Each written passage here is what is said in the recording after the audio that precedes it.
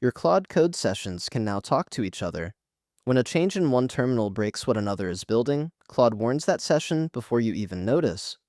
It's called cross-session messaging. It shipped in v2.1.224, and there is nothing to enable, 2 new tools, 0 setup, and every Claude session on your machine becomes a coordinated team. Here's exactly how it works. The idea is simple. A message is a short piece of text one Claude writes to another Claude. A finding, a status, a decision. Not conversation history, not files, just the thing the other session needs to know. Claude discovers which sessions it can reach with a tool called ListAgents, and delivers with SendMessage, addressed by session name. You never call either tool yourself. You just say, ask the session in my other terminal whether the migration finished. Or Claude sends one entirely on its own when it sees the need. It works between interactive terminals, background sessions, even headless workers. And the security model, what an incoming message is not allowed to do, is honestly the best part. We'll get there. The docs call out 4 core workflows: handing over a finding, one session discovers a breaking change or settles a decision, and Claude summarizes it for the session working on the affected area. No more re-explaining context across terminals. Coordinating parallel worktrees. Sessions working the same repo in separate worktrees tell each other what landed. Status from long-running work. A migration or a big test run reports back to the session you're actually watching. And replying across machines. Answer a message from a session on your laptop or from Claude Code on the web, right where you are. Here's the whole flow in one terminal. Check your version. You need 2.1.224 or later. /listagents, also available as /peers, shows every session Claude can reach. Your other local terminals with their working directories, and any remote control sessions from other machines, which are reply-only. Sessions answer to a name, set one with /rename or the name flag, or Claude Code derives one from the folder. Then you just ask in plain English. Claude finds the target, writes the message itself, and the other session's answer comes back the same way. And this is what an actual exchange between 2 of your sessions looks like. Claude writing to Claude. The session refactoring the payments AP realizes its rename will break the UI session's imports, so it sends a warning across, unprompted.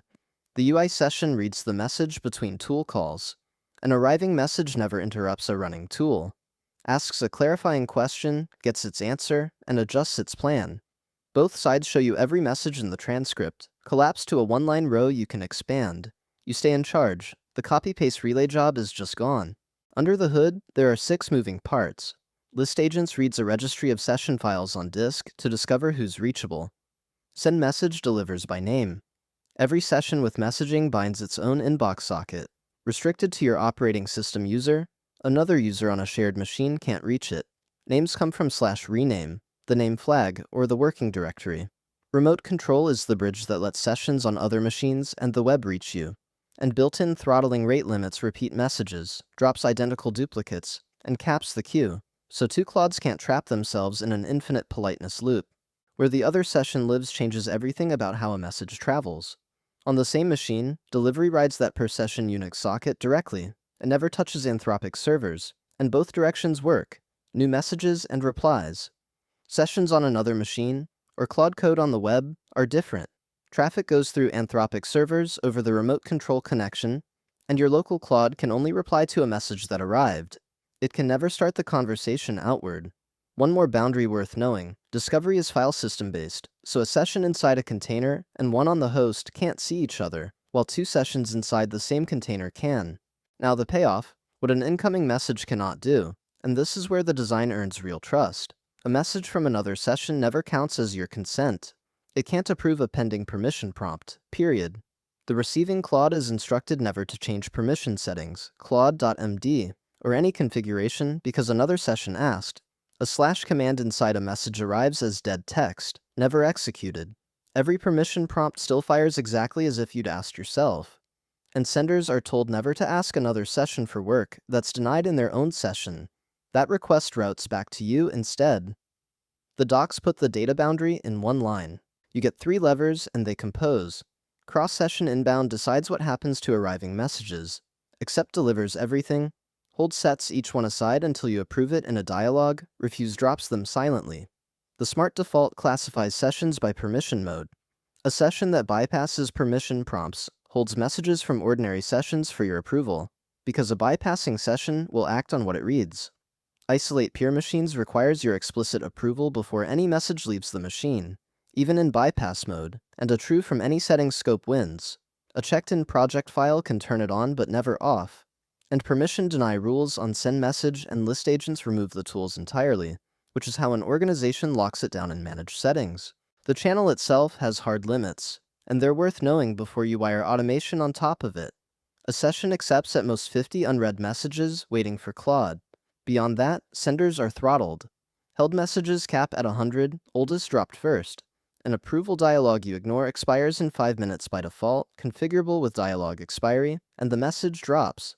Identical repeats inside a short window are deduplicated automatically. The upshot: a runaway message loop between two sessions starves itself out by design, with no babysitting from you. Availability, honestly stated: you need v2.1.224, or later on macOS or Linux. WSL2 counts, native Windows does not. It's not offered on Amazon Bedrock, Google Cloud's Agent Platform, or Microsoft Foundry. Privacy environment variables that disable feature flag evaluation also keep it off. The quick test: type /listagents. If the command isn't recognized, the session doesn't have the feature.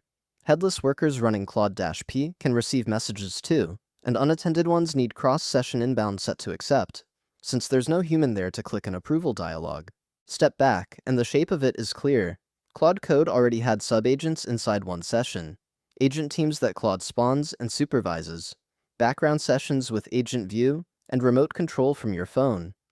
Cross-session messaging is the missing link between them, the layer that lets the sessions you start and steer yourself behave like colleagues instead of strangers.